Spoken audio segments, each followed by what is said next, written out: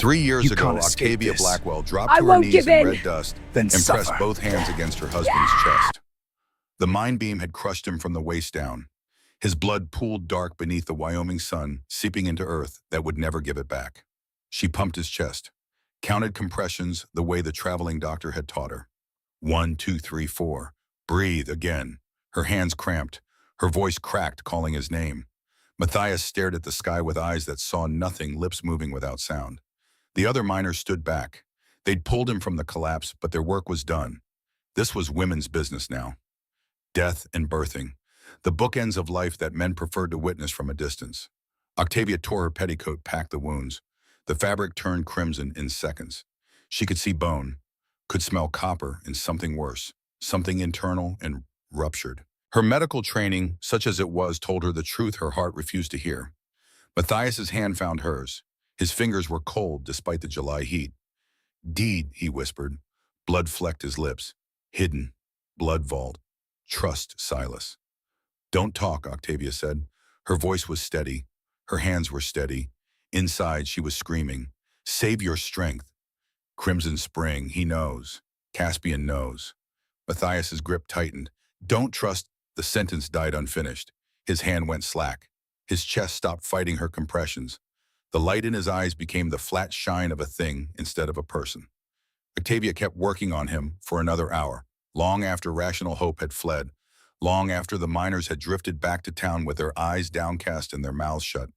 She worked until her arms gave out and the sun started its descent and the first coyote called from the ridge. Then she sat back in the blood-soaked dirt and did not cry. There would be time for tears later. Years of them, as it turned out. But in that moment, she made herself a promise. She would not break. The territory broke women every day. Broke them with childbirth and cholera and the casual violence of men who believed might made right. Broke them with loneliness and labor and the slow grinding poverty of frontier life.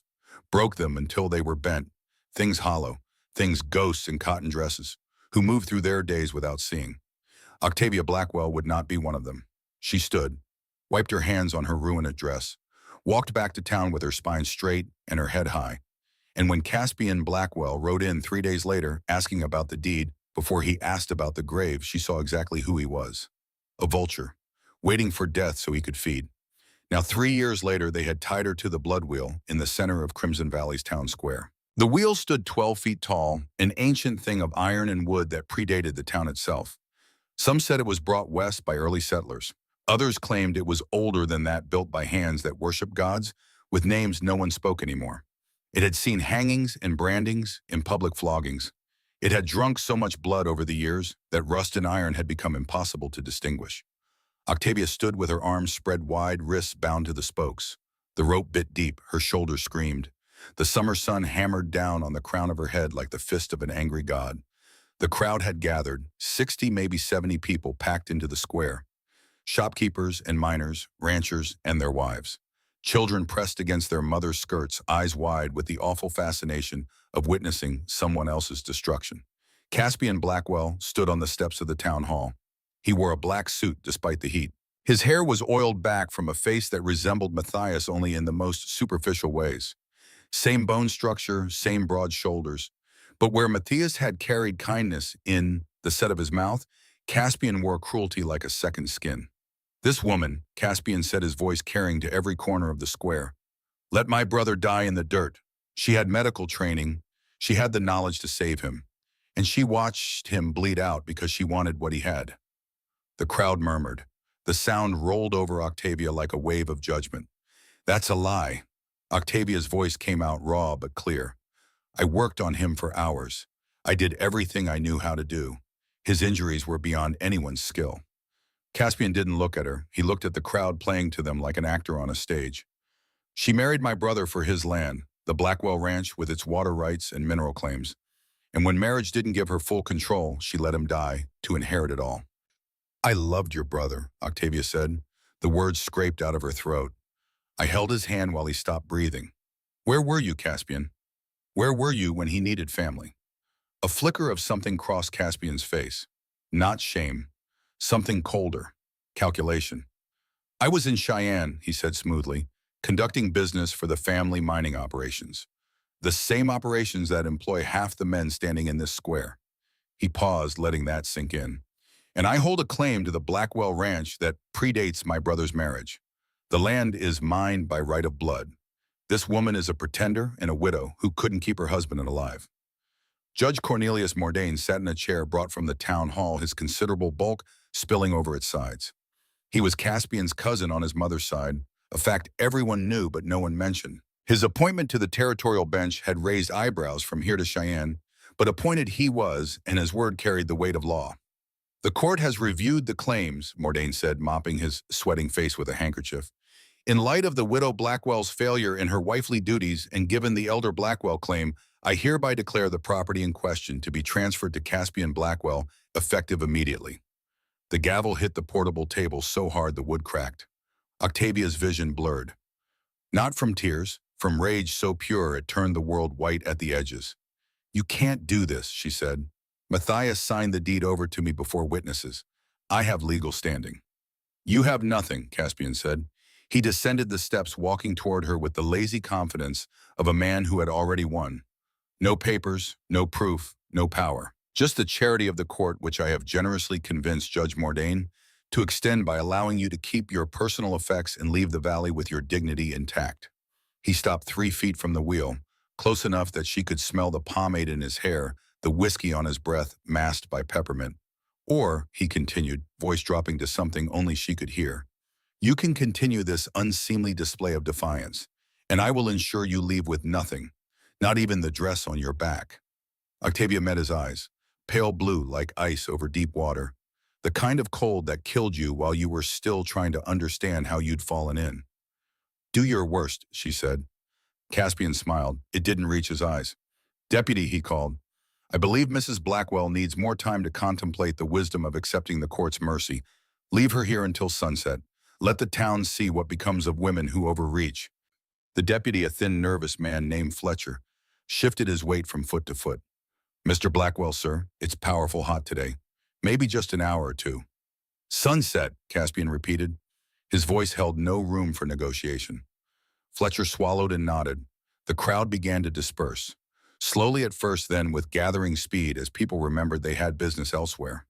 Shops to run, children to feed. Lives that didn't require them to witness a woman's humiliation in the full glare of the afternoon sun. Octavia watched them go, recognized every face. The baker's wife who'd bought herbs from her when her daughter had the croup. The school teacher who'd praised Octavia's way with wounded animals. The blacksmith who'd shot her horse and called her ma'am and acted like she was a person worth respecting. They all looked away. Her father stood at the back of the square. Aldous Blackwell, gray-haired and bent at the shoulders, wearing the same brown coat he'd worn to her wedding. He stared at a fixed point somewhere beyond the wheel, beyond the town, beyond the conversation entirely. Pa, Octavia called. Her voice cracked on the word. Pa, tell them. You were there when Matthias signed the deed. You witnessed it. Aldous' jaw worked. Once. Twice. His hands clenched and unclenched at his sides. Then he turned and walked into the general store without a word. The pain in Octavia's chest had nothing to do with the rope cutting into her wrists. She'd seen that silence before. The night her mother died of fever, delirious and calling for water. Aldous had sat in his chair and said nothing for 3 days. He was a man built for retreat, a man who'd spent his whole life choosing comfort over courage, safety over truth. Octavia had spent years pretending that wasn't who he was, pretending that somewhere inside him lived the father she'd needed, strong and steady, and willing to fight for her when the world turned ugly. She stopped pretending now. The sun climbed higher. Sweat ran down her spine, soaked through the cotton dress that was already grimy from 3 days of wear. The rope held her arms spread so she couldn't wipe her face. Flies landed on the raw skin at her wrists. She bit her tongue to keep from crying out. An hour passed, maybe 2. Time became strange when you couldn't move, when pain and heat blurred into a single continuous pressure that filled the world. A few boys threw stones, small ones, nothing that drew blood, but enough to make her flinch. One woman, the baker's wife, brought a cup of water and held it to Octavia's cracked lips. Drink, she whispered, and don't say my name. Octavia drank. The woman disappeared back into the afternoon shimmer. By midday, only a handful of people remained. An old man dozing on a bench, 2 miners sharing a bottle in the shade. Deputy Fletcher, who sat on the town hall steps looking miserable and avoiding Octavia's gaze. The square baked in silence. That's when Octavia heard it.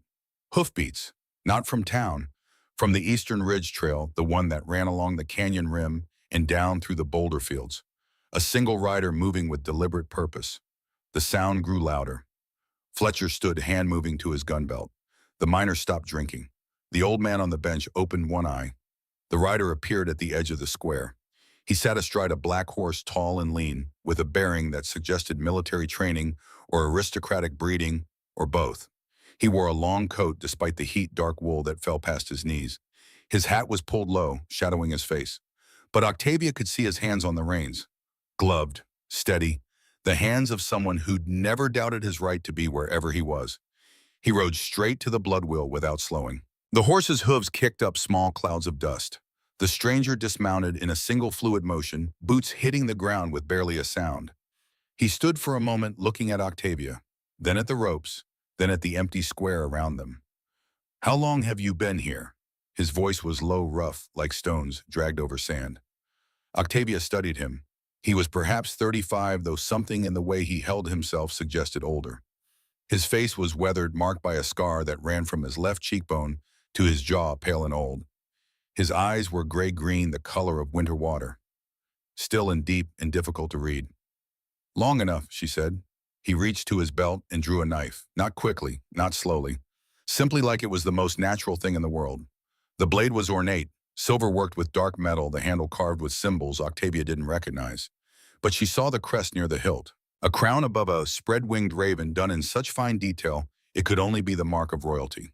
He cut the left rope first. Octavia's arm dropped, nerveless and screaming with pain. Then the right. She staggered forward, and he caught her elbow just enough to steady her, then let go. "You have somewhere to go?" he asked. "I have a ranch," Octavia said. The words came out bitter. "Or I did. They're trying to take it. Hutayan, Caspian Blackwell, owns the mine. Says his claim predates my marriage. Says I killed his brother by not saving him." The stranger's jaw tightened. Something moved behind his eyes. "Did you?" he asked. Octavia looked him dead in the face. Her wrists burned. Her dress was soaked through with sweat. Her father had turned his back, and her home was being stolen, and this stranger wanted to know if she was a murderer. "I did everything I could," she said, "and it wasn't enough. That's the truth of it. But Caspian doesn't want truth. He wants my land." The stranger nodded once as if she'd confirmed something he already knew. "What's your name?" he asked. "Octavia Blackwell." "Soren Ashencroft." He paused, and in that pause the air seemed to change, to thicken with weight that Octavia couldn't name. "I have a place about 4 miles east. It's not much, but it has walls and water and no one telling you where to stand." Before Octavia could answer, a voice cut across the square. "You're making a mistake, stranger." Caspian Blackwell stood on the town hall steps, flanked by Deputy Fletcher and 2 men Octavia didn't recognize. Hard-faced men with guns on their hips and the look of those who'd done violence for money before and would do it again. Soren turned slowly. He didn't step back, didn't square up for a fight. He just stood there, still as carved stone. "She's not yours to tie," Soren said. "She's a danger to this community," Caspian replied. His voice was calm, controlled. "A woman with ideas above her station and a history of failure. She needs guidance, correction, for her own good." "A history of failure." Soren repeated the words quietly, like he was tasting them. "That what you call a woman who tried to save your brother's life with her bare hands?" Caspian's eyes narrowed. "Who are you?" Soren reached into his coat. The movement was casual, unhurried, but the 2 gunmen tensed hands, drifting toward their weapons. He pulled out a folded paper, held it up, but didn't hand it over. "My name is Soren Ashencroft," he said, and then in a voice that carried to every corner of the square, he added, "Once king of the Nightborn Court, lord of the Eastern Territories, and your neighbor, Mr. Blackwell.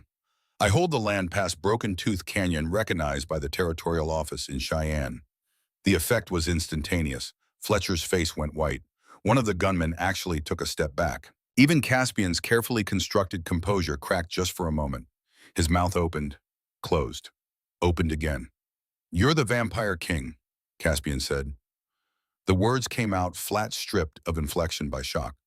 "Was," Soren corrected. "I abdicated the throne 50 years ago, but the bloodline authority remains, and I invoke right of sanctuary for this woman." Octavia's mind reeled. Vampire. The word hung in the air like smoke. She looked at Soren with new eyes, saw the stillness that wasn't quite natural, the way he stood in direct sunlight without squinting, the pale scar that marked his face, the kind of wound that should have killed a mortal man. Vampires were legend, stories told around campfires to frighten children. Tales of immortal creatures who walked the night and fed on blood and ruled kingdoms in the dark places of the world where civilization's light didn't reach. But legends didn't cut women down from torture devices in broad daylight. Legends didn't have scars and weathered faces and eyes that held centuries of grief. Caspian recovered his composure, drew it around himself like armor. You have no authority here, Ashencroft. Abdicated means powerless. This is a human matter subject to human law. Then take it to court, Soren said. File your claim. Present your evidence. Let the territorial judge in Cheyenne review it, not your cousin on his mother's side. He tilted his head. Unless you're worried what an impartial review would find, silence. The kind that pressed on eardrums.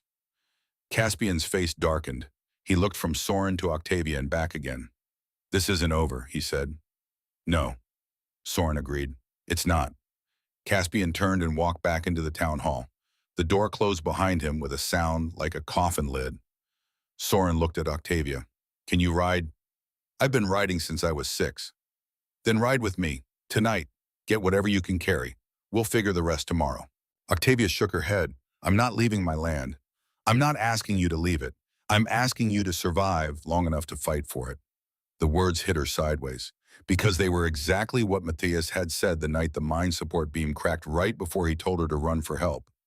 Survive long enough. She looked at Soren, not at the scar, not at the coat, at the way he stood slightly angled, like a man who'd spent years expecting trouble from his blind side. A man who knew what it cost to fail and kept standing anyway.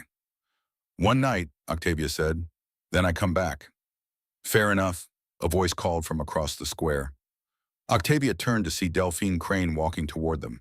The older woman moved with the careful dignity of someone who'd lived 6 decades and buried 2 husbands and learned to carry grief without letting it break her stride. Delphine ran the Copper Rose, the largest saloon in Crimson Valley. She was 62 years old with silver-streaked hair and eyes that missed nothing. She'd been there the night they brought Matthias out of the mine, had watched Octavia work on him until her hands cramped and her voice gave out. You eat before you ride, Delphine said. It wasn't a request. Come to the back of the Rose. I've got stew that'll put iron in your blood. Octavia almost smiled. Almost. Thank you, Delphine. The older woman put a hand on Octavia's shoulder. Squeezed once hard enough to communicate everything words couldn't. You're stronger than they know, Delphine said. Then even you know. Don't let them make you forget it. The ride east took them through land so dry the grass had turned to wire. Octavia sat astride her mare, a dun-colored horse named Temperance that she'd raised from a foal. Soren rode ahead on the black stallion, keeping distance between them, not speaking unless spoken to. They passed the boundary marker of what had been Blackwell land. Octavia's throat tightened. 3 years she'd worked this property, planted gardens that the heat killed, mended fences the wind knocked down, nursed sick cattle through brutal winters. All of it, every drop of sweat and blood, built on the foundation of a marriage that had been brief and good and ended in red dust. Now Caspian wanted to take it, wanted to erase her from the land like she'd never existed. Octavia set her jaw and rode on. 4 miles out, the trail dipped into a canyon where shadows pooled like spilled ink. A thin creek still ran despite the drought, fed by underground springs that never fully dried. Trees grew here, twisted things with bark like old leather clinging to life in the seams of the rock. Soren's property sat on a rise above the creek. Calling it a ranch would have been generous. It was a ruin, or had been once something grand. The main structure rose 3 stories, built of stone that had weathered to the color of old bone. Towers flanked the corners, their roofs long since collapsed. Windows gaped like empty eye sockets. Vines crawled up the walls, reclaiming what humanity had briefly claimed from the wild. But parts of it had been restored. The central section showed signs of recent work. New timber shoring up old walls. A roof that didn't leak, or at least not much. Glass in some of the windows. Smoke curling from a chimney, which meant a working fireplace inside. Used to be a monastery, Soren said the first words he'd spoken in an hour. Built by monks who came west before there was a west to come to. They're all gone now, have been for 100 years, but the bones are good. He dismounted and led his horse to a water trough. Octavia followed, her legs stiff from the ride. The trough was clean, the water clear. She let Temperance drink while she studied the ruins. How long have you been here? She asked. 10 years, give or take. And before that, Soren looked at her. Really looked for the first time since they'd left town. His eyes held something old and tired and honest. Before that, I was king of a people who lived in darkness and fed on blood and thought themselves superior to everything that walked under the sun. I ruled for 150 years, and in all that time I never once questioned whether we had the right. He turned back to the horse, began removing the saddle. Until I did, and by then it was too late. I wandered for 40 years after I left the throne, never stopping long enough to plant roots or matter to anyone. Then I found these ruins and stopped running. The interior of the monastery was surprisingly livable. The main hall had been converted into a single large room, part kitchen, part living space. A fire burned in the massive stone hearth. Rough-hewn furniture filled the space, handmade but solid. Shelves lined the walls, filled with books whose spines showed the wear of centuries. Soren moved through the space with the ease of long familiarity, lighting oil lamps as the last of the daylight faded through the windows. "There's a room upstairs," he said. "Has a bed, a basin, door locks from the inside. Where will you sleep?" "I don't sleep much." He paused. "It's a vampire thing. We don't need it the way humans do." Octavia absorbed this, tried to fit it into the framework of a world that had suddenly expanded to include things she'd thought were stories. "Delphine packed food," she said, pulling the wrapped bundle from her saddlebag. "More than I can eat alone." They ate in silence. Bread and cheese and the stew Delphine had insisted on sending still warm in its tin container. Soren ate like a man who'd forgotten food could be more than fuel. Octavia ate because her body demanded it, because she hadn't had a proper meal in 3 days, and riding had burned through whatever reserves she'd had left. After she sat in a chair near the fire and felt the exhaustion hit her all at once, the rope burns on her wrists throbbed, her shoulders ached, her head felt stuffed with wool. "Soren," she said. He looked up from the book he'd been paging through, an old leather-bound tome with gilt edges. "Why did you help me? Real reason." He was quiet for a long time. The fire crackled. Wind moved through the ruins, singing through gaps in the stone with a sound like distant voices. 50 years ago, Soren said finally, "I ordered the execution of a woman named Mira Thornfield. She was accused of treason against the Nightborn court, of conspiring with human hunters to reveal our strongholds. The evidence seemed solid. Testimonies, documents, even a confession, though it came after days of persuasion." He closed the book, stared into the fire. "I signed the death warrant myself, watched as they brought her to the execution platform in chains. She had a daughter, 5 years old. The child screamed for her mother all through the proceedings, screamed until her voice broke. I remember thinking how undignified it was, how unseemly." Octavia's chest tightened. 2 weeks later, we discovered the truth. Mira was innocent, framed by a rival faction within the court who wanted to eliminate her family line. The confession had been tortured out of her, the documents forged, the testimonies bought. Soren's hands curled into fists on his knees. I went to her daughter, tried to apologize, tried to explain that I'd been deceived, that I'd thought I was serving justice. Do you know what she said to me? Octavia shook her head. She said, "You're the king, you're supposed to know." She was 5 years old and she understood something I'd spent a century and a half refusing to see. That power without wisdom is just violence with a crown. He stood, walked to the window, stared out at the darkening canyon. I abdicated the next day, left the court, the throne, everything. Came west and kept coming until I found a place far enough from what I'd been that I couldn't hurt anyone else with my certainty. "And today," Octavia asked, "when you saw me tied to that wheel, I saw Mira, saw her daughter, saw every person I'd failed because I believed power made me right." He turned to face her. "I can't undo what I did, can't bring Mira back or give her daughter the mother I took. But I could cut you down, could stand between you and a man who thinks his greed is justice. So I did." Octavia stood, walked to where he stood by the window, close enough that she could see the pulse in his throat, could smell leather and wood smoke, and something else, something faintly metallic that might have been old blood or just the scent of a creature not quite human. "Thank you," she said. "Don't thank me yet. This isn't over. Caspian won't stop because I embarrassed him in front of the town. He'll come back harder, angrier. And next time, he won't rely on rope and public shame." "I know." Octavia looked down at her wrists, at the angry red marks that circled them like bracelets. "But I have something now I didn't have this morning." "What's that?" "Time and an ally." She met his eyes. That's more than most widows get. Soren almost smiled. The expression transformed his face, made him look less like an ancient king and more like a man who'd forgotten what hope felt like and was just now remembering. Get some rest, he said. Tomorrow we start planning how to take back what's yours. Octavia climbed the stairs to the room he'd indicated. It was small but clean, with a narrow bed and a basin of water that was blessedly cool.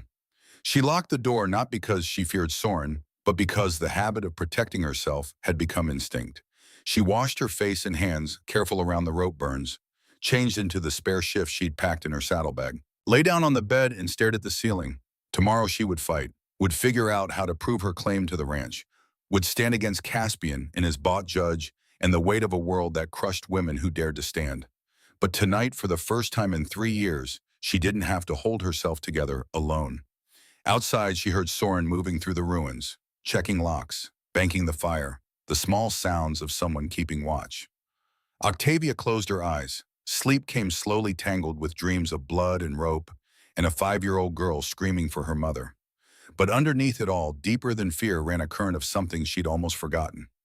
Not hope exactly, not yet, but the possibility of it, which was enough.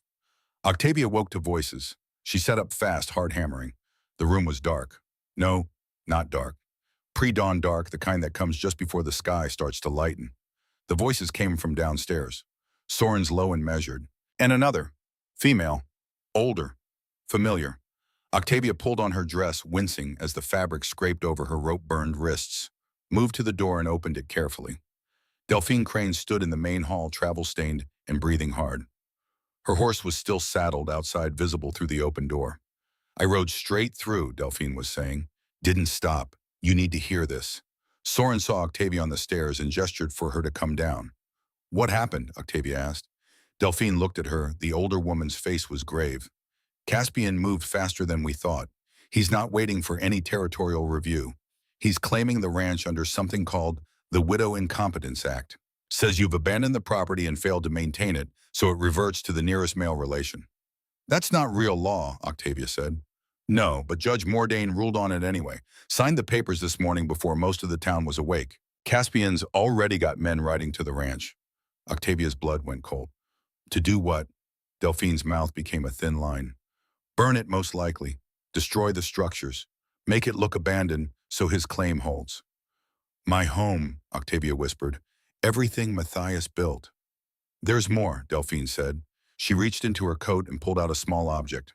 A locket tarnished silver on a broken chain. Octavia recognized it instantly. Her wedding locket. The one Matthias had given her on their first anniversary, the one she'd worn every day until the chain broke 6 months ago. She'd stored it in her dresser, meaning to get it repaired. One of the boys, Tommy Fletcher, the deputy's son, he's sweet on my barmaid Junie. He snuck this out of your cottage before Caspian's men got there. Thought you might want it. Octavia took the locket with shaking hands, opened it. Inside the small daguerreotype of Matthias Young. And smiling the way he'd looked before the mine, and the dust and the coughing fits that presaged his death. But there was something else, something she'd never noticed before. The locket had a hidden compartment, a tiny seam along the inner edge, almost invisible. She pressed it with her thumbnail, and it sprang open. Inside was a piece of paper folded so small it was barely larger than her fingernail. She unfolded it with trembling hands. Matthias's handwriting, cramped and hurried. If you're reading this, I'm gone. Deed copy with Silas Moorgate, lawyer, Cheyenne. Blood vault phrase, where crimson meets stone. Don't trust Caspian. He knows about the Springsworth. Octavia read it 3 times, her vision blurred. He knew, she said.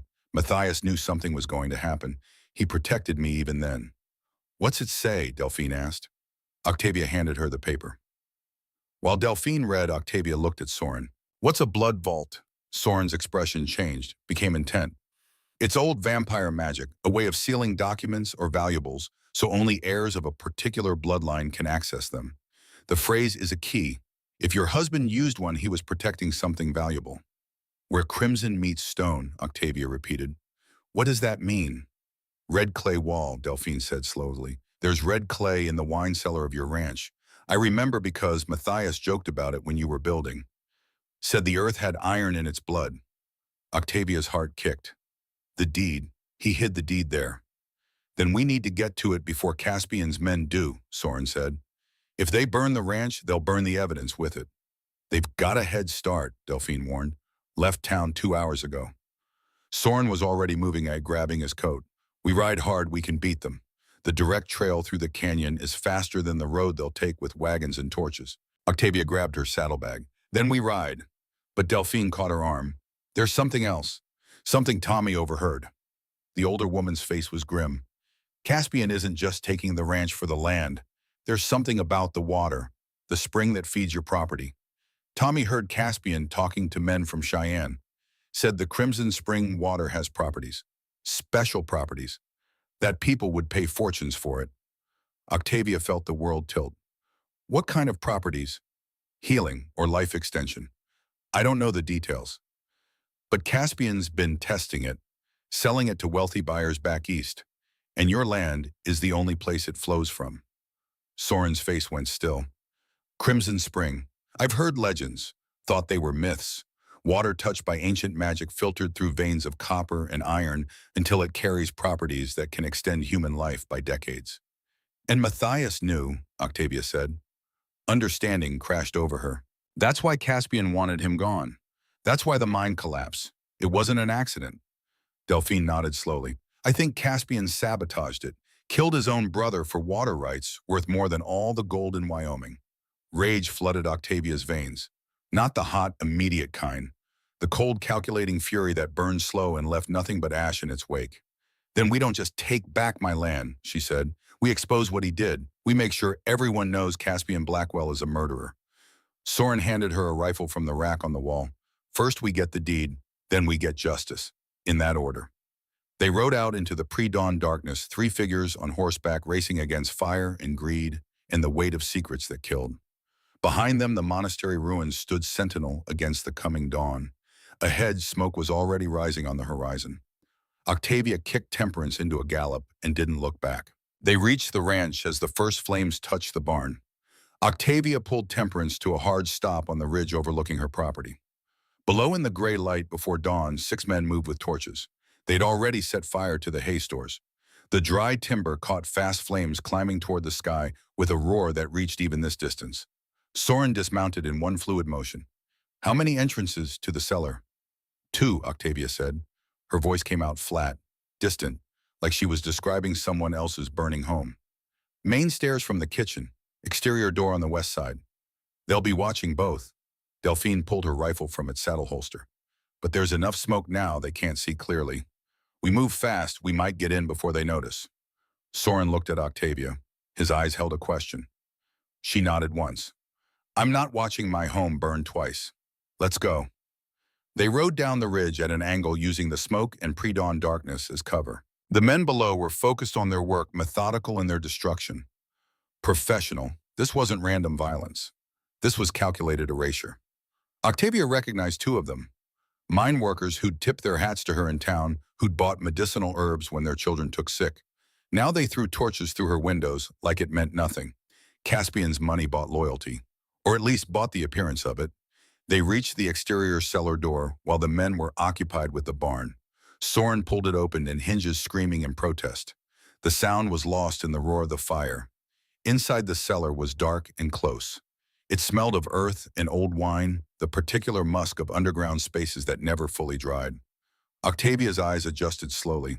Wooden barrels lined the walls, most empty now, relics of the small wine operation Matthias had tried to start before the mine work consumed him. Where crimson meets stone, Octavia whispered. She moved through the cellar, running her hands along the walls. Limestone, fieldstone, more limestone. Then her fingers found it, a section of wall that felt different, rougher. She pulled out a match, struck it. The small flame illuminated red clay, iron-rich earth packed between the stones, so dark it looked almost like dried blood. Here, she said. Soren pressed his palm against the wall. It's sealed. Vampire magic like I thought. You'll need to open it.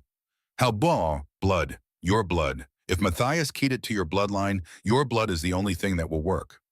Octavia pulled the small knife she carried for cutting herbs, pressed the blade against her palm, drawing a thin line of red. The pain was sharp and immediate. She pressed her bleeding hand against the red clay. For a moment, nothing happened. Then the wall began to glow. faint at first, then brighter, pulsing with a light that had no visible source. The clay seemed to move to shift like liquid instead of solid earth. A section of wall swung inward with a grinding sound. Behind it, a small cavity. And inside that cavity, wrapped in oilcloth, two objects. A deed. Heavy paper official seals Matthias's signature bold at the bottom. And a journal. Leather-bound, the pages thick with his handwriting. Octavia grabbed both. Her hands shook as she unwrapped the deed, confirming what she already knew. Legal transfer of the Blackwell Ranch to Octavia Winslow. Blackwell signed and witnessed, dated 6 months before Matthias's death. "We need to go," Delphine said from the stairs. "Fire's spreading. They'll check the cellar soon." But Octavia had opened the journal, her eyes caught on the first page. "If you're reading this, my dear wife, then I am gone and you are fighting. I'm sorry. I hoped I was wrong about Caspian, about the danger. But I've learned things in recent weeks that I cannot ignore. The Crimson Spring is not natural, or rather it is more than natural. The water flows through veins of copper and iron, yes, but also through something older. The land beneath our ranch was once sacred ground to people who understood blood and earth in ways we've forgotten. You carry their legacy, Octavia. Your mother never told you, but I pieced it together from old records in her dying words. You descend from the Crimson Heart bloodline, keepers of sacred waters, healers who could purify corruption with nothing but their presence." Octavia's vision blurred. She read faster. "This is why the spring water is so potent on our land. Your blood, your very presence purifies it, makes it more than medicine, makes it something that can extend human life by decades. Caspian discovered this. I don't know how, but he knows. He wants to control you or control the land. Either way, he sees you as a resource to exploit, not a person to protect. I've done what I can. Filed the deed in multiple places. Created this vault keyed to your bloodline. But if you're reading this, it wasn't enough to save me. There is one more thing. A man named Soren Ashencroft lives in the ruins past Broken Tooth Canyon. He is vampire, yes, but also friend. I helped him with research into something called blood redemption, a ritual that can restore a vampire's humanity through selfless sacrifice. If things become desperate, seek him out. Tell him I sent you. He will understand debt and honor in ways most men have forgotten. Be strong, my love. You are more than you know." Matthias. Octavia closed the journal. Her throat was so tight she could barely breathe. Matthias had known, had protected her with paper and magic and secrets, had sent her to Soren before he ever died. "Octavia," Soren's voice was urgent. "We have to move. Now." She grabbed the journal and deed, shoved them into her coat. They ran up the cellar stairs and out into chaos. The entire barn was engulfed. Flames had spread to the house, licking at the porch where she'd sat with Matthias on summer evenings planning a future that would never come. One of the men saw them, shouted. Others turned, reaching for guns. "Ride," Soren commanded. They ran for the horses. Behind them, shots cracked in the smoky air. Octavia felt a bullet whip past her ear, close enough to make her hair move. Then Soren was between her and the gunman, moving faster than any human could move, his coat flaring behind him like dark wings. He didn't draw a weapon. Didn't need to. His presence alone made the men hesitate, made them remember what he was. Vampire King. Even fallen, even exiled, still terrifying. Octavia reached on temperance and vaulted into the saddle. Delphine was already mounted, rifle trained, on the closest gunman. Soren swung onto his black horse in one impossible motion. "Go." They rode north toward the canyon, toward safety. Behind them, Octavia's home burned. The only physical proof of her marriage, her life with Matthias, consumed by fire and greed. But she had the deed, had the journal, had the truth, and she would make Caspian answer for every flame. The women's circle met in the back room of the Copper Rose 3 nights later. 12 women ranging in age from 20 to 70. They sat in a rough circle on mismatched chairs and upturned crates. A single oil lamp burned in the center, casting long shadows on the walls. Delphine stood at the head. "Most of you know why we're here." Octavia Blackwell's ranch was burned. Her claim contested by Caspian Blackwell under false pretenses. Judge Mordain ruled in his favor without proper review. "Mordain's in Caspian's pocket," said Helen Pritchard, the baker's wife. She was 43, thin as a rail, with hands permanently dusted with flour. "Everyone knows it." "Knowing and proving are different things," said another woman. Adelaide Colton, school teacher, sharp-eyed and sharper-tongued. "We need evidence. Legal grounds. Something that holds up in a real court, not Mordain's theater." "We have evidence," Octavia said. She laid the deed on the crate that served as their table. Matthias filed this 6 months before his death. It predates any claim Caspian could make. The women leaned in, examining the paper. Reading the signatures, the official seals the legal language that proved ownership. This is solid, Adelaide said. She taught reading and writing to the valley's children. If anyone could parse legal documents, it was her. With this, Caspian's claim falls apart. Unless Judge Mordain rules it invalid, Junie said. The youngest of them, barely 20, she worked as a barmaid in the Copper Rose. Pretty in a way that made men underestimate her, smart in a way that let her hear everything they said when they thought she wasn't listening. He can claim forgery, claim duress. He's done it before. Then we don't go to Mordain, Octavia said. We go to Cheyenne. File with the territorial court directly. Matthias's journal says he filed a copy with a lawyer there. Silas Morgate. If we can get his testimony, combine it with this deed, we have a case even Mordain can't corrupt. Delphine nodded slowly. It's a 2-day ride to Cheyenne, and Caspian will know the moment you leave town. He'll send men after you. Then I don't go alone. All eyes turned to Octavia. I need witnesses, she continued, women willing to testify about what they saw, what they know. Delphine, you were there the night Matthias died. You saw me try to save him. I did, Delphine said, and I'll swear to it in any court that asks. I heard Caspian talking, Junie said quietly. Night after the barn burned, he was drunk celebrating with his men. Said something about how Matthias was getting too curious about the spring water, about how accidents happen in mines all the time.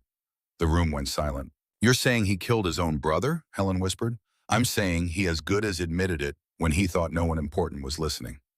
Junie's jaw set. I'll testify to that too. One by one, the other women spoke. Small pieces of evidence, fragments of overheard conversations, observations about Caspian's movements in the weeks before Matthias's death.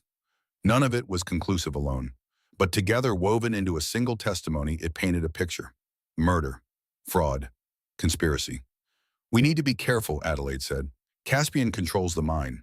The mine employs most of the men in this valley. You stand against him publicly, those men lose their wages. Their families starve. Some things are worth starving for, said a voice from the back. Everyone turned. Iris Thornton stood in the doorway, 90 if she was a day bent with age, but steady-eyed. She'd been in the valley longer than anyone had seen it grow from a mining camp to a town. I buried 3 sons. Iris continued, shuffling into the room. Lost them to the mines. To collapses and cave-ins and accidents that weren't accidents. Just men dying because profit mattered more than safety. She looked at Octavia.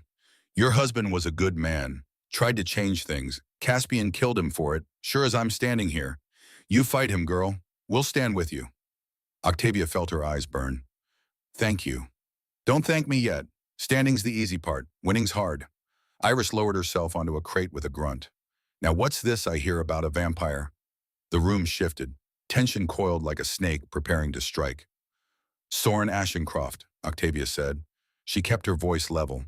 He's helping me. Gave me sanctuary when I had nowhere else to go. He's the fallen king, Helen said. Not accusatory, just stating fact. Vampire royalty. There are stories about what he did in the East, the executions, the bloodshed. There are also stories about why he walked away from the throne, Octavia replied. About the innocent woman he killed and the guilt that's haunted him for 50 years. About a man seeking redemption. Vampires don't seek redemption, someone muttered. They seek blood. Soren saved my life, Octavia said. The words came out sharper than intended. He cut me down when this entire town watched me suffer and did nothing. He's given me shelter and asked for nothing in return. Whatever he was, he's trying to be better. That's more than I can say for most men I know. Delphine held up a hand. Ladies, the question isn't whether we trust Soren Ashencroft. The question is whether we trust Octavia's judgment. I've known this girl since she married Matthias, watched her tend the sick birth babies, sit vigil with the dying. She's got a good heart and a sharp mind. If she says the vampire is on our side, I'm inclined to believe her. Junie nodded. He hasn't hurt anyone since he got here. And honestly, having a vampire king on our side might be the only thing keeping Caspian from just shooting Octavia and being done with it. Politics, Adelaide said thoughtfully. Vampires have their own laws, their own courts. If Soren's involved, Caspian can't just eliminate Octavia without risking vampire attention. It's insurance. Iris cackled. Never thought I'd see the day we'd be using vampires as insurance. But these are strange times. The tension broke. Not entirely, but enough. The women began planning in earnest. Who would go to Cheyenne, who would stay, and gather more evidence how they'd communicate without Caspian's men intercepting messages. Octavia listened and felt something she hadn't felt in 3 years. Hope, real and fragile and dangerous. She left for Cheyenne 2 days later, just before dawn. Soren rode with her. Delphine stayed behind, coordinating the women and keeping watch on Caspian's movements. Junie would ride to neighboring towns, spreading word of what was happening in Crimson Valley, building public pressure. The trail to Cheyenne ran through high country, pine forests that smelled of resin and rain, mountain meadows where wildflowers bloomed in defiance of the drought.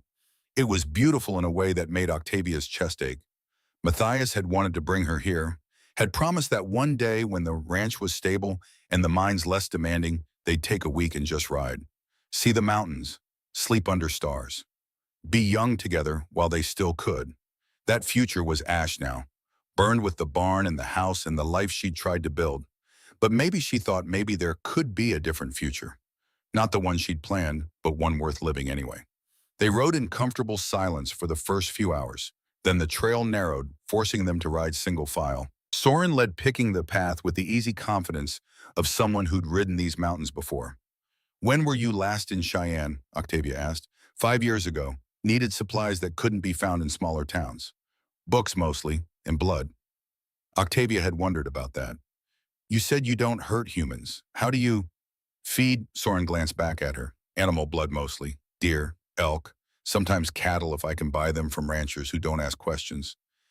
It's not as sustaining as human blood, an amon, but it's enough." "Do you miss it, human blood?" He was quiet for a long moment. "Every day. The way an addict misses whatever poison they've sworn off. The craving never fully goes away. You just learn to live with it." "That sounds lonely." "It is, but loneliness is better than becoming the monster I was." They made camp that night in a clearing beside a creek. Soren built a fire while Octavia tended the horses. They ate jerky and hardtack washed down with cold creek water. The fire crackled. Stars wheeled overhead, so many they looked like scattered salt. Octavia sat on her bedroll and felt the exhaustion of the day settle into her bones. "Can I ask you something?" she said. Soren looked up from the stick he was whittling. "Always." "Why blood redemption?" Matthias wrote that he helped you research it, but what is it exactly? Soren set down the stick and knife, stared into the fire. "It's an old ritual, older than the Nightborn court, older than most vampire kingdoms. The belief is that a vampire who performs an act of pure self-sacrifice, who willingly gives their life to save another, can be restored to humanity. The curse lifts. The immortality ends. You become human again. You die. Not necessarily. The ritual requires selfless sacrifice, but if the sacrifice succeeds, if the person you're saving lives, then you're reborn as human. Mortal. You age and die like everyone else, but you're free of the thirst, free of the darkness." Octavia absorbed this. "And you want that to be mortal?" "I've wanted it for 50 years, ever since I realized what I'd become in the name of power. But the ritual is specific. It can't be staged, can't be planned. It has to be real sacrifice in the moment, driven by love or honor or something greater than self-preservation." "So you've been waiting, hoping for an opportunity?" "Yes, and starting to believe it would never come." He looked at her across the fire. "Then I saw you tied to that wheel." The words hung between them, heavy with implication. Octavia's heart kicked. "Soren, I'm not asking for anything," he said quickly. "I helped you because it was right, because you deserved help. Whatever happens after that's separate. I just wanted you to know that meeting you, helping you, it's given me something I thought I'd lost." "What's that? Purpose?" They sat in silence after that. But it wasn't uncomfortable. It was the silence of two people who understood each other, who'd both lost things they couldn't get back and were trying to figure out how to keep living anyway. Later, lying in her bedroll with the fire burned down to embers, Octavia stared at the stars and thought about Matthias, about the journal entry where he'd sent her to Soren. Had he known? Had he guessed that his widow and the vampire might find in each other something like salvation? She touched the locket at her throat. Matthias's face looked back at her from the daguerreotype frozen in time, forever young. "I loved you," she whispered to the darkness. "I still do. But I think maybe love doesn't end just because the person does. Maybe it changes, grows room for something new." The stars offered no answer, but Octavia felt something shift in her chest, not guilt, not betrayal, permission. From herself, if not from Matthias's ghost, to keep living, to keep feeling, to let someone else in, even if that someone was impossible in every way that mattered. They reached Cheyenne on the afternoon of the second day. The territorial capital sprawled across the plains like an ambitious promise, larger than Crimson Valley by orders of magnitude, with actual paved streets and buildings that rose 3 stories tall. The railroad had reached it 5 years ago, and the city had exploded with growth, progress, civilization, law that supposedly meant something. Octavia prayed that was true. They found Silas Morgate's office on Cary Avenue above a hardware store. The stairs were narrow and dark. At the top, a door with frosted glass and peeling paint. The words Silas Morgate, attorney at law, were barely visible through the grime. Octavia knocked. Silence. Then shuffling footsteps. The door cracked open. Silas Morgate looked like he was dying, 70 if he was a day thin as parchment, with skin the color of old wax. His eyes were clouded with cataracts. His hands trembled. He wore a stained waistcoat and no jacket sleeves rolled up past bony elbows. Yes, his voice was a rasp like gravel dragged over metal. Mr. Morgate, my name is Octavia Blackwell. My husband was Matthias Blackwell. He filed documents with you before his death. Recognition flickered behind the clouded eyes. Mrs. Blackwell, yes, I've been expecting you. He opened the door wider. Come in, quickly, before someone sees. The office was chaos. Papers stacked on every surface. Books piled in precarious towers. Dust thick enough to write encoding everything. It smelled of old tobacco and older grief. Silas locked the door behind them, drew the curtains across the single grimy window. Forgive the precautions, he said, but Caspian Blackwell's reach extends farther than Crimson Valley. Octavia's stomach dropped. He came here 2 weeks ago, sent men rather, offered money first, a great deal of it for any documents relating to the Blackwell estate. When I refused, they made threats. Silas lowered himself into a chair with the careful movements of a man whose bones hurt. I'm dying, Mrs. Blackwell. Consumption. The doctors give me 3 months, perhaps 4. I have no family, no reason to fear death, but I do fear dying without setting things right. He pulled a leather folder from beneath a stack of papers, opened it with shaking hands. Inside, 2 documents, the deed identical to the one Octavia carried, and a letter of intent signed by Matthias explicitly naming Octavia as sole heir. Your husband came to me a year before his death, Silas said. He was worried, said his brother had become fixated on the ranch on the water rights, said he feared what would happen if anything happened to him. So we filed these documents with the territorial court, official and binding. Octavia felt tears prick her eyes. He knew. Even then, he loved you very much. That was clear. Silas began coughing, a wet, rattling sound that went on too long. When he finally stopped, there was blood on the handkerchief he pressed to his lips. I will testify to all of this in court. Will swear under oath that Matthias's intent was clear and his fear of his brother legitimate. Thank you, Octavia whispered. Don't thank me yet. There's a complication. Of course there was. Silas pulled another document from the folder. Octavia recognized Caspian's signature at the bottom.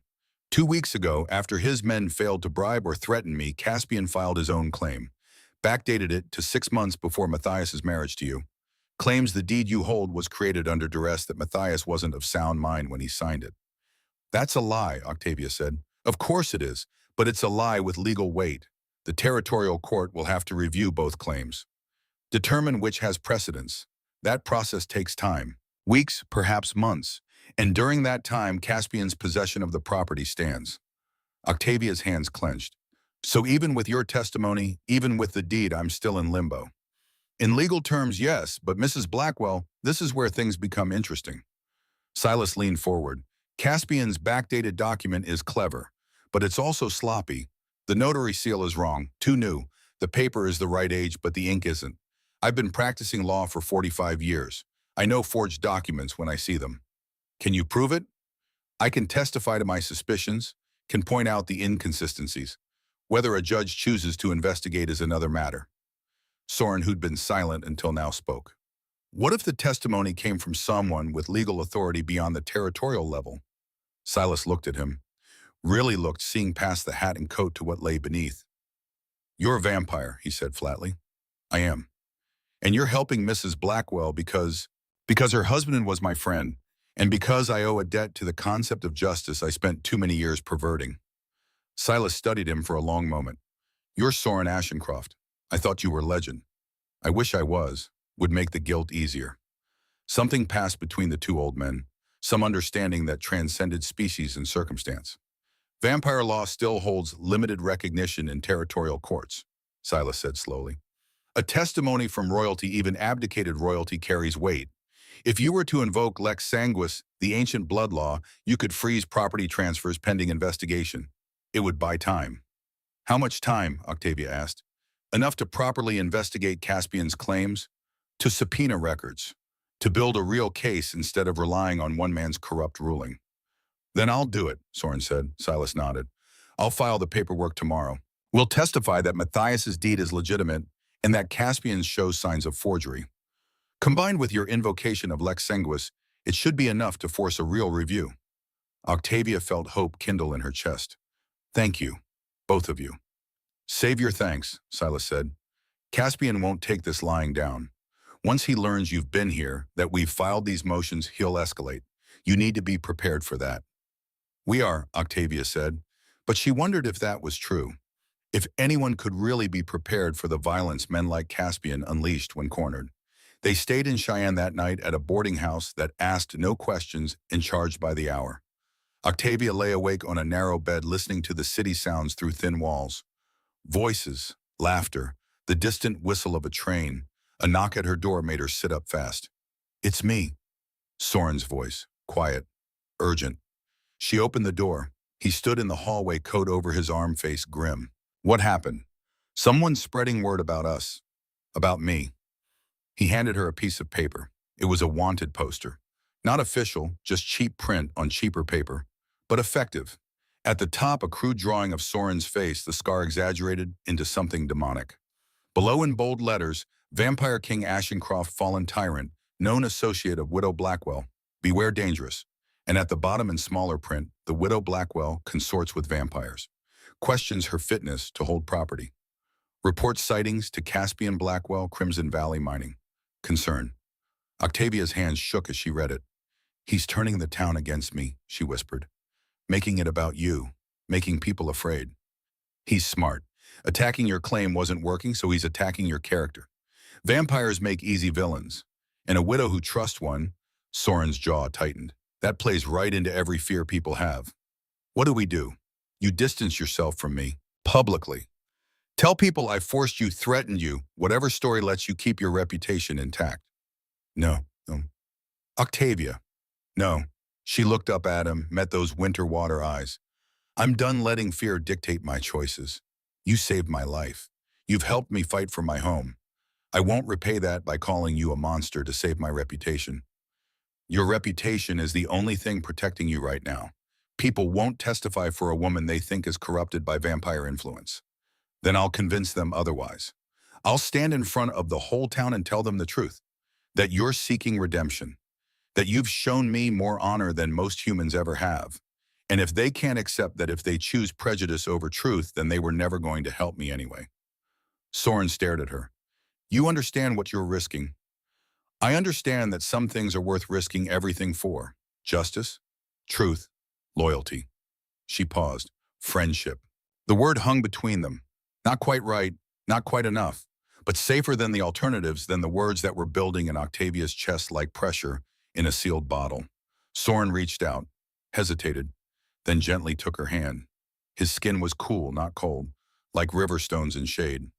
Tomorrow we ride back to Crimson Valley, he said, and we face whatever comes together.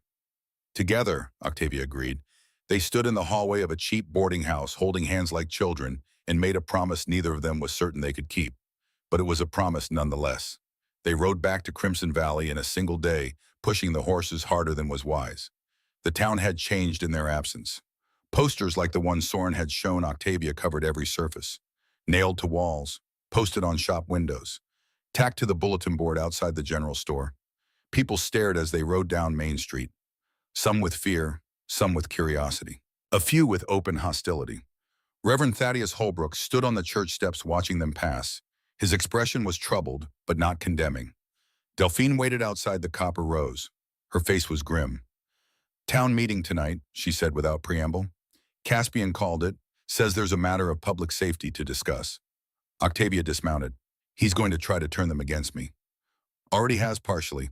These posters, the whispers. Half the town is scared you've brought a vampire into their midst. The other half is scared of what Caspian will do if they defend you. Then I'll speak, Octavia said. At the meeting, I'll tell them the truth. They might not listen. They might not. But I have to try. Delphine nodded slowly. The women's circle will be there. Front row. We won't let you stand alone. Thank you. Uni appeared in the doorway of the saloon. Octavia, there's something you should see. Inside, spread across a table, were documents. Papers Junie had carefully copied from Caspian's office when he was too drunk to notice her slipping away from his table. Mining reports, financial ledgers, correspondence with buyers in the East, and there in Caspian's own handwriting records of water sales. Crimson Spring water bottled and sold for astronomical prices. Labeled as life extension elixir and marketed to wealthy buyers who'd pay anything to cheat death a few more years. He's made a fortune, Junie said, and none of it's been reported to the territorial office. He's evading taxes, probably other laws too. Octavia stared at the papers. This is evidence, real evidence of fraud. It's more than that, Adelaide said. She'd been studying the documents with her teacher's eye for detail. Look at the dates. Water sales started 6 months before Matthias died, and there's a gap, right here in the week before the mine collapse. No sales, no shipments, like Caspian was distracted by something. Like planning his brother's murder, Octavia said softly. The women looked at each other. The weight of what they were holding, what they'd uncovered, settled over the room like a shroud. We bring this to the meetings, Delphine said. Present it publicly. Force Caspian to explain. He'll deny it, Junie warned. Say it's forged. Let him. The more he denies, the more questions people ask. And questions are what we need. The town hall filled an hour before sunset. Every chair taken. People standing along the walls. Children pressed against their parents. The air thick with tension and summer heat. Caspian sat at the head table, calm and composed in a fresh suit. Judge Mordain beside him, sweating and nervous. 2 gunmen at the door, ostensibly for security. Octavia walked in with Soren at her side. The room went silent. Every eye turned. The women's circle occupied the entire front row. 12 women dressed in their best backs, straight hands folded. A wall of feminine resolve. Octavia took a seat among them. Soren stood at the back, hat in hand, visible but not threatening. Caspian stood. Thank you all for coming. We have urgent business to discuss. It's come to my attention that Octavia Blackwell has been consorting with a vampire, specifically with Soren Ashencroft, the former vampire king, a creature responsible for untold deaths in the Eastern Territories. Murmurs rippled through the crowd. This raises serious questions about Mrs. Blackwell's judgment, her fitness to hold property, her place in our community. Octavia stood. May I speak? Caspian's eyes narrowed. This isn't a trial, Mrs. Blackwell. It's a community discussion. Then let the community hear from me. He couldn't refuse without looking tyrannical. He gestured for her to proceed. Octavia walked to the front of the room, turned to face the crowd, saw her father in the back hunched and avoiding her gaze, saw the baker's wife Helen nodding encouragement, saw fear and curiosity and prejudice all mixed together. My name is Octavia Blackwell, she began. Her voice carried clear and strong. 3 years ago, my husband died in Caspian's mine. I tried to save him, failed, and I've carried that failure ever since. She took a breath. 5 days ago, I was tied to the blood wheel in the square, accused of letting Matthias die to steal his property. Left in the sun for hours while this town watched. Not one person came to help me. Guilty faces looked away. Then a stranger rode into town, cut me free, offered me sanctuary. That stranger was Soren Ashencroft. Yes, he's vampire. Yes, he was once a king. But he's also a man who saw injustice and couldn't walk away from it. He's a monster, someone shouted from the back. He's a person seeking redemption, Octavia countered, trying to atone for past sins by doing right in the present, which is more than I can say for some men in this room. She looked directly at Caspian. My husband didn't die in an accident. The mine collapse was sabotage. Caspian killed his own brother to steal land and water rights. And I have proof.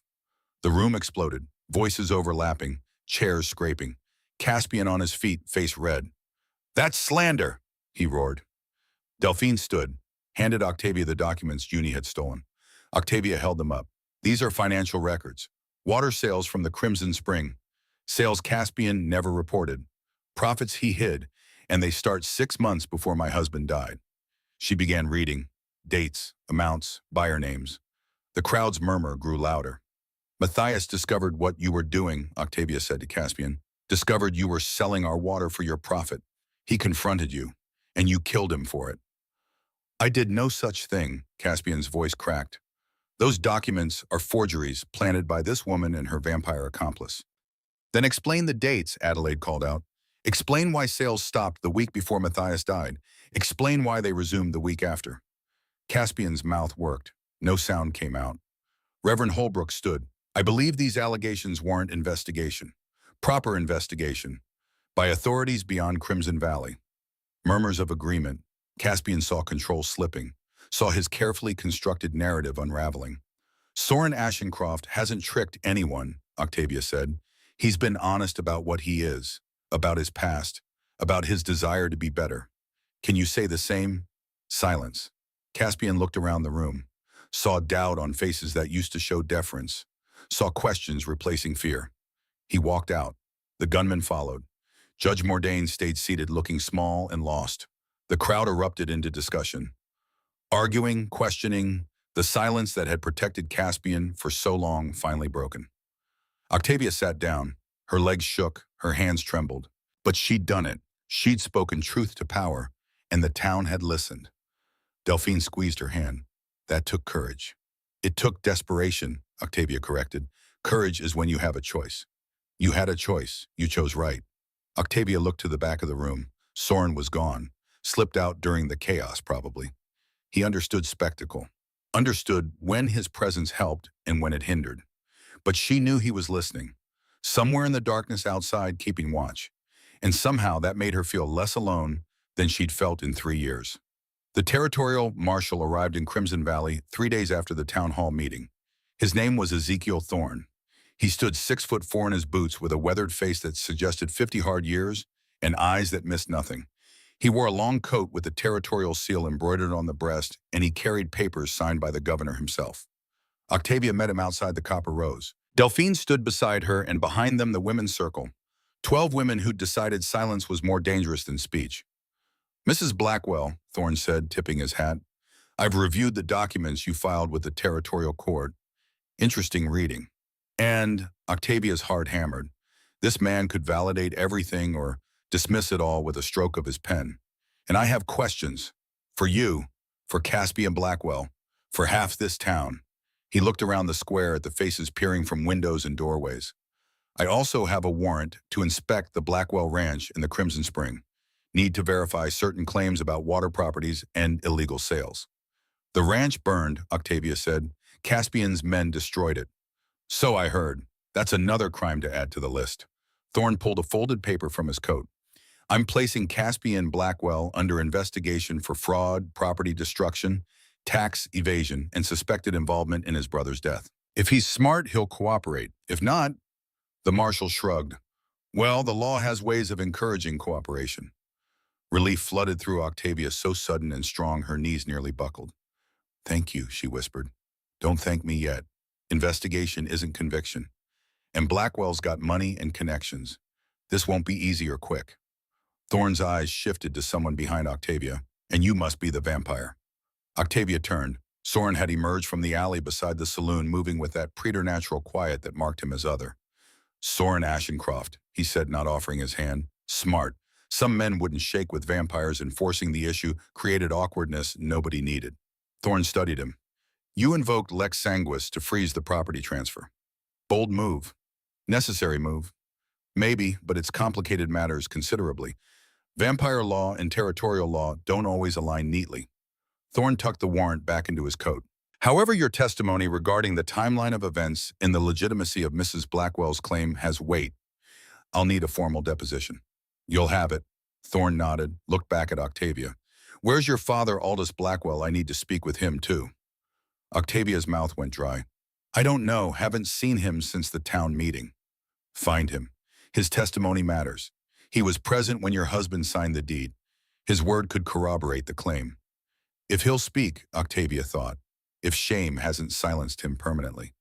They found Aldous in the last place Octavia expected, the church. He sat in the back pew alone, hat in his lap. The afternoon sun streamed through the simple glass windows, painting everything in shades of amber and gold. He looked smaller than Octavia remembered, diminished. Reverend Holbrook stood at the altar, polishing the brass candlesticks. He saw Octavia enter and nodded toward Aldous, a silent communication. He's been here for hours. Octavia walked down the aisle. Her footsteps echoed on the worn floorboards. Soren stayed near the door, giving her space for this conversation. She slid into the pew beside her father. For a long moment, neither spoke. I've been a coward my whole life, Aldous said finally. His voice was rough, like he'd been crying or drinking or both. Your mother knew it. Used to tell me I was born with a spine made of water, bent whichever way the current pushed. Octavia said nothing, waited. When you were born, I promised her I'd be better, stronger, be the kind of father a daughter could be proud of. He laughed, bitter and broken. Made that promise and broke it every day after. Pa, let me finish, please. He gripped his hat tighter. When they tied you to that wheel, I stood there, watched you suffer, heard you call my name, and I walked away because I was afraid. Afraid of Caspian, afraid of losing what little I had, afraid of everything. Tears ran down his weathered face. He didn't wipe them. I don't deserve forgiveness. Don't even deserve the chance to ask for it. But I need you to know something. He reached into his coat, pulled out a sheaf of papers worn and creased from handling. After the meeting after you spoke and everyone saw what Caspian really is, I went to his office. He was drinking, raging, talking to himself like a madman. He didn't hear me come in. Aldous spread the papers on the pew between them. These are mine reports from the day Matthias died. The real reports. The ones Caspian had locked away. They show he ordered support beam removal the day before the collapse. Called it efficiency. But it wasn't. It was murder. Octavia stared at the documents. Her hands shook as she picked them up, seeing her husband's death spelled out in engineering notes and foreman's signatures. I took them, Aldous continued. Stole them from his desk while he was too drunk to notice. Because I finally understood something. Silence makes you complicit, and I've been complicit in too much evil by staying quiet. He looked at her, really looked for the first time in longer than she could remember. I can't undo the past, can't bring Matthias back or give you the father you deserved. But I can do this, can testify, can give the marshal what he needs to lock Caspian away for the rest of his miserable life. Octavia's vision blurred. Why now? Why not years ago? Because I finally found something worth being brave for. My daughter, fighting for her life and her home while her own father stood by and watched. His voice broke. I'm sorry, Octavia. I'm so goddamn sorry. She wanted to stay angry, wanted to hold on to the hurt and betrayal like armor. But looking at this broken man, this father who'd failed her in every way that mattered, she felt something else. Not forgiveness. Not yet. But the possibility of it. The marshal needs to see these, she said quietly. Today. I know, I'll take them to him myself. Aldous stood unsteady. After that, I'm leaving Crimson Valley. Going east, away from the mines and the memories and the man I've been. Maybe I can't be a good father, but at least I won't be a coward who stood by while his daughter fought alone. Pa, Octavia stood too. You don't have to leave. I do, for both of us. So you can build something new here without me being a reminder of everything that went wrong. He touched her cheek, brief and gentle. Be happy, daughter. You've earned it more than anyone I know. He walked out of the church. Octavia watched him go, this stranger who wore her father's face, and felt something inside her chest crack open. Soren materialized at her side. You all right? I don't know what I am. She wiped her eyes. He was terrible. Is terrible. But he's trying. That has to count for something. It does. Not enough to erase the past, but enough to make the future different. Soren paused. Redemption isn't about deserving it. It's about doing the work anyway. Octavia looked up at him. Is that what you tell yourself when the guilt gets too heavy? Every single day. Reverend Holbrook approached, having given them privacy for the family conversation. Mrs. Blackwell, Mr. Ashencroft, might I have a word? They followed him to a small office behind the altar. The walls were lined with books, theological texts, and philosophy, the collected wisdom of a man who'd spent his life trying to understand God and humanity. Holbrook sat behind a simple desk, gestured for them to sit. I've been pastor in this valley for 20 years, he began. Married couples, buried the dead, baptized babies. And in all that time, I've learned one fundamental truth. Evil flourishes when good people remain silent. I'm not here for a sermon, Octavia said more sharply than intended. Not a sermon, an apology. Holbrook's face was grave. I watched you suffer in that square. Said nothing, did nothing. I told myself I was preserving my position, my ability to minister to the community. But the truth is simpler. I was afraid. He looked at Soren, and I was prejudiced. Against you, against what you are. I preached love and acceptance from this pulpit while harboring hatred in my heart for creatures I'd never met, only feared. Soren's expression was unreadable. Your prejudice isn't unique, Reverend. No, but that doesn't make it right. Holbrook stood, walked to the window overlooking the small cemetery beside the church. Your husband is buried there, Mrs. Blackwell. Matthias Blackwell. I presided over the funeral. Said all the right words about God's plan and eternal rest, but I didn't fight for him in life. Didn't stand against Caspian when it mattered. Why are you telling us this? Octavia asked. Because tomorrow I'm preaching a sermon about silence and complicity, about how faith without action is just performance. And I wanted you to know first. He turned to face them. I'm also testifying to the marshal about Caspian's character, about the threats he's made, about the corruption I've witnessed and excused. Octavia felt something shift. The town was turning. Slowly, person by person, people were finding the courage to speak. Thank you, she said. Don't thank me. I'm merely doing what I should have done years ago. Holbrook looked at Soren. And Mr. Ashencroft, I owe you a particular apology. I called you monster from this very pulpit. Used your presence as an example of spiritual danger. I was wrong. Soren was quiet for a long moment. I have been a monster, Reverend. You weren't entirely wrong. You were a monster, past tense. What you are now is a man seeking to be better. That's the definition of grace.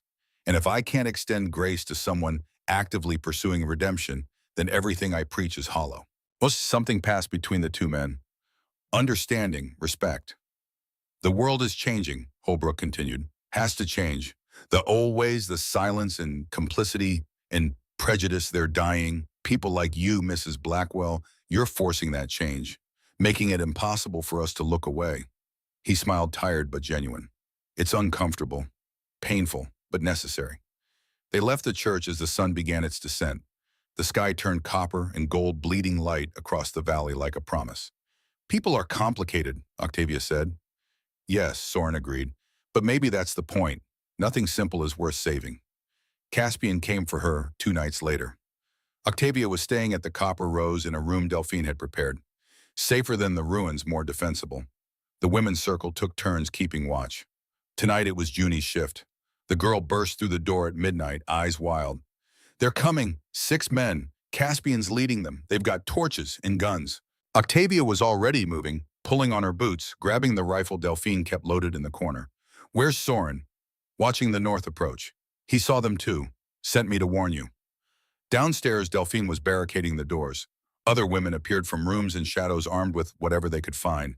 Rifles, shotguns, one woman with a cast-iron skillet that could crush a skull. They're not taking this building, Delphine said. Her voice was iron. Not without a fight. The riders appeared on Main Street. 6 horses, 6 men with faces wrapped in bandanas, torches painting everything in hellish orange light. Caspian rode at the center. No bandana. He wanted everyone to see his face. Wanted them to know this was his fury. Octavia Blackwell, his voice carried through the night. You've got one chance. Come out. Face the consequences of your lies. Or I burn this building with everyone inside. Go to hell, Caspian, Delphine shouted from an upper window. Caspian smiled. It was the smile of a man with nothing left to lose. Have it your way. He raised his torch. That's when Soren appeared, not from the street, from above. He dropped from the roof of the general store across the street, landing in a crouch between Caspian and the saloon. The horses reared, screaming. Men grabbed for guns. Soren stood slowly. Let the torchlight catch his face. Let them see what he was. This ends now, Blackwell. Caspian steadied his horse. You have no authority here, vampire. This is human business. Wrong. The moment you threatened Mrs. Blackwell under my protection, it became my business. And the moment you tried to burn a building full of innocents, it became everyone's business. More figures emerged from the darkness. Marshal Thorne flanked by 2 deputies. Reverend Holbrook with several of the town's men. Adelaide Colton leading a group of women all armed. The whole town, it seemed, had decided Caspian Blackwell's reign was over. You're outnumbered, Thorne said calmly. Outgunned and under arrest. Federal warrant for fraud, arson, and conspiracy to commit murder. Drop the torch and dismount. Or I'll have my deputies drop you from that horse. Caspian looked around, saw the noose tightening, saw his men wavering hands drifting away from their weapons. This is my town, he said, but the words lacked conviction. Was your town, Thorne corrected. Now it's just a place where you committed crimes. Plenty of those, turns out. For a moment, everything balanced on a knife's edge. Caspian could surrender, could face trial, could accept defeat with some scrap of dignity. Instead, he threw the torch. It arced through the air, trailing sparks, landed on the porch of the Copper Rose. Wood that had been baking under the summer sun for months caught immediately. Women screamed, men rushed forward with buckets. Chaos erupted. Caspian drew his pistol, aimed at Octavia visible in the upstairs window. Soren moved, faster than the eye could track. One moment standing in the street, the next between Caspian and his target. The gunshot cracked like thunder. Soren staggered, fell to one knee. Silver bullet, Octavia thought distantly. The one thing that could kill a vampire. No, she was running, down the stairs through the smoke, into the street. Delphine grabbed for her but missed. Octavia dropped beside Soren. He was bleeding. Not the normal red of human blood. Something darker. Viscous. The blood of something ancient and not quite alive. I'm fine, he gasped. But he wasn't. The silver was spreading through his system, burning him from the inside. Caspian raised his gun again, aimed at Octavia's head. A shot rang out, not from Caspian, from behind him. The mine owner jerked, looked down at the red stain spreading across his chest, looked up at Aldous Blackwell, standing at the edge of the street with a smoking rifle. That's for Matthias, Aldous said. Caspian fell from his horse, hit the ground hard, gasped once, twice. His men scattered, throwing down weapons, raising hands in surrender. Marshal Thorne was already moving, securing the scene. Reverend Holbrook and others fought the fire, dousing it before it could spread. But Octavia saw none of it. She held Soren, watching him die. Don't, she whispered. Please, don't leave me. Silver bullet, in the heart. There's no surviving this. His breathing was labored. Each word cost him. I'm sorry. Wanted more time. Wanted to see you win. You helped me win. You stood when no one else would. Then my debt is paid. After 50 years, finally paid. He smiled, blood on his teeth. Mira can rest now, her daughter. They can rest. Octavia's mind raced. Blood redemption. The ritual. Matthias's journal had described it. Selfless sacrifice to save another. This was it. This was the moment. Your blood, she said. You need my blood for the ritual. No, too dangerous. You don't know what it costs. I know exactly what it costs. 20 years of my life. Matthias wrote it all down. The Crimson Heart bloodline. The price, everything. She pulled her knife. And I'm paying it willingly. Octavia, you gave your life for mine. The ritual requires selfless sacrifice. You've done that. Now let me complete it. Let me save you the way you saved me. Delphine appeared beside them, understanding immediately. Do it, quickly. He doesn't have much time. Octavia cut her palm, the same palm she'd used to open the blood vault, pressed it against the wound in Soren's chest. Nothing happened. Then everything happened. Light exploded from the point of contact. Not fire, not magic. Something purer. It flooded through Soren, through Octavia, binding them in ways that transcended flesh and blood. Octavia felt her years pouring out, not painfully, more like water flowing from a vessel. 20 years of her future given freely to a man who'd lived 200 in darkness. The light intensified. Soren arched, gasping. His skin began to warm, the deathly pallor fading, the wound in his chest closing, pushing out the silver bullet with a wet sound. Then as suddenly as it began, it stopped. Silence. Broken only by the crackle of dying flames and the heavy breathing of two people who'd just cheated death together. Soren sat up, touched his chest. The wound was gone. In its place, a scar, pink and new. Human. He looked at his hands, turned them over, flexed his fingers. I can feel it, he whispered. My heartbeat. Real. Not the half-life of a vampire. Actual blood pumping. Actual warmth. He looked at Octavia with eyes that were filling with tears for the first time in 2 centuries. You saved me. Made me human again. Octavia swayed. The world tilted. Delphine caught her. Easy.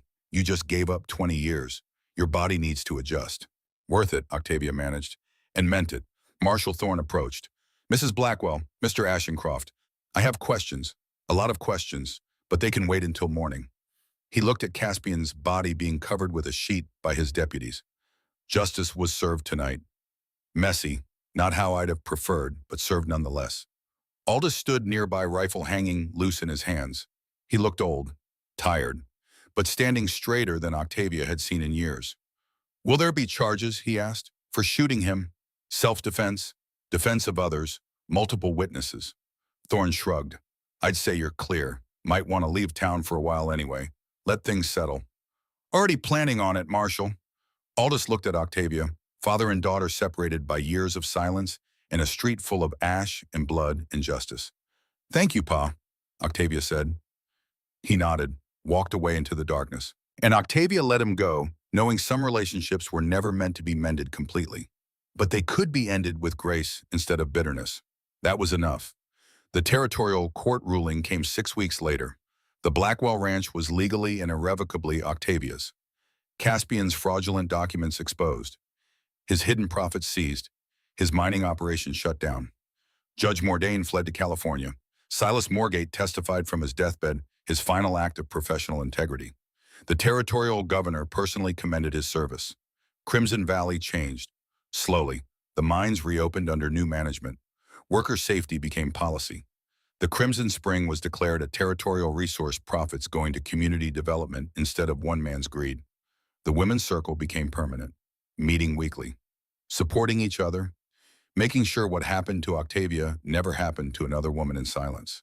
They rebuilt the ranch that fall. The whole town came. Men with lumber and shame they tried to work off through labor. Women with food and organization. Delphine supervised. Adelaide drew plans. Uni kept accounts. Reverend Holbrook blessed the foundation and hauled beams. In 3 months, a new house stood where the old one had burned. Smaller, simpler, but solid. Octavia stood on the porch the day they finished, looking out at land she'd fought for, bled for, nearly died for. Soren stood beside her. He'd aged slightly since the ritual, tiny lines at the corners of his eyes, a strand of silver in his dark hair. Mortal changes, beautiful changes. Marry me, Octavia said. The words surprised her as much as him. But once spoken, they felt right. Soren turned to face her fully. Are you certain I'm not Matthias and can never be him? I don't want you to be Matthias. I want you to be Soren, the man who cut me down, who stood with me, who gave his life for mine and let me give mine for his. She squeezed his hand. I loved Matthias. Still do. But he's gone. And I'm here. We're here, and I want to build a life with you. Then yes, Soren said. His voice was thick with emotion. Yes, I'll marry you, gladly. They married in the spring. Reverend Holbrook officiated beneath an arch woven with wildflowers. The whole town came. Delphine stood as matron of honor. Junie was bridesmaid. In the back, Aldous watched with an expression of peace Octavia had never seen on his face. He'd traveled from Denver for this day, would leave again tomorrow. But for now, he was here. Octavia wore white cotton hand-sewn by the women's circle. Matthias's locket rested against her heart. Soren wore a new suit, dark and well-fitted. Do you, Octavia Blackwell, take this man to be your husband? I do. Do you, Soren Ashencroft, take this woman to be your wife? I do. Then by the power vested in me, I pronounce you husband and wife. They kissed, the crowd cheered, music started, dancing began. And for the first time since Matthias died, Octavia let herself feel pure joy. That evening, as guests drifted home, Octavia and Soren stood on the porch of their new home. Their home, built from ash and stubbornness and love. Thank you, Soren said quietly, for saving me, not just from the bullet, from 2 centuries of wandering alone. You saved me first. Then we're even. No, Octavia leaned against him. We're just beginning. The years that followed were quiet. The ranch flourished. Octavia ran a clinic using her knowledge and the carefully regulated spring water to heal people who'd gone without care. Soren worked the land, finding peace in building instead of destroying. On a cool autumn evening 6 months after the wedding, Octavia sat on the porch with her hand resting on her belly, feeling the first stirrings of new life. Soren emerged with tea, saw her hand placement, understood immediately. Are you? Yes, 3 months along. He sat beside her, placed his hand over hers, over their child. I never thought I'd have this, he said.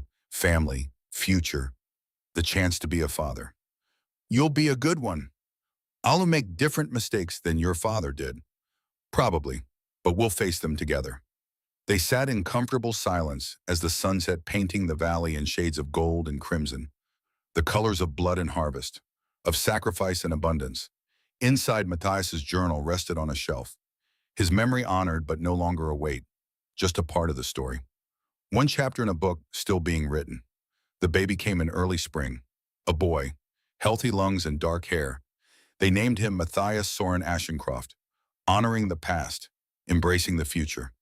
Octavia held her son and felt the 20 years she'd given away settle into meaning.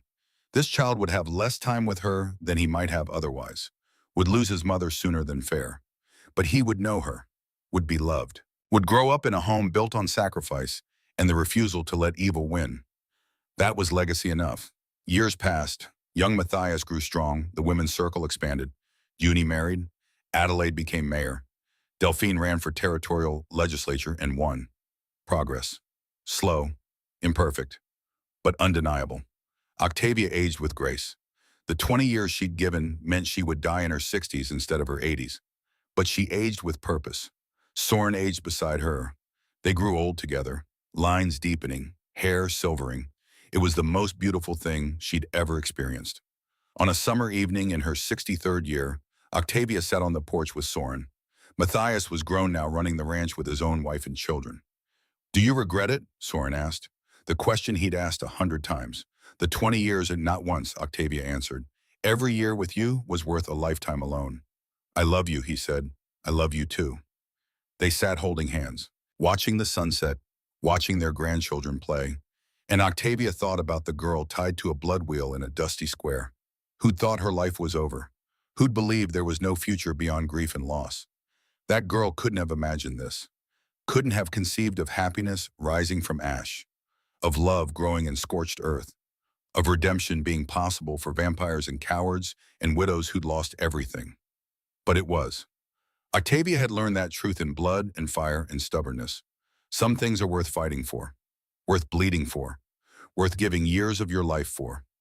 Love, justice, the right to exist on your own terms. These things don't come easy, don't come without cost, but they come. If you're brave enough to reach for them, if you're stubborn enough to refuse surrender, if you're human enough to believe that broken things can be mended, that lost things can be found, that even the darkest nights eventually yield to dawn. Octavia closed her eyes, leaned against her husband, listened to the laughter of children who would grow up in a world slightly better than the one she'd inherited. The rope burns on her wrists had long since faded, but the scars remained, faint silver lines, proof of where she'd been, what she'd survived. She wore them with pride, evidence of a life lived fully, fought for fiercely, defended with everything she had. They said a widow couldn't stand against the powerful. They said a vampire couldn't find redemption. They said the world didn't change for people like her. They were wrong. Octavia Blackwell had proven them wrong, and in doing so she'd become more than a survivor, more than a widow, more than a woman who'd lost everything and clawed it back. She'd become hope, and hope once planted was impossible to kill. It grew in the most unlikely places, in scorched earth and widows' hearts, in vampire kings seeking redemption and fathers finding courage decades too late. It grew because people like Octavia refused to let it die. The sun set over Crimson Valley, painting the sky in shades of blood and gold. Octavia opened her eyes, smiled at her husband, squeezed his hand.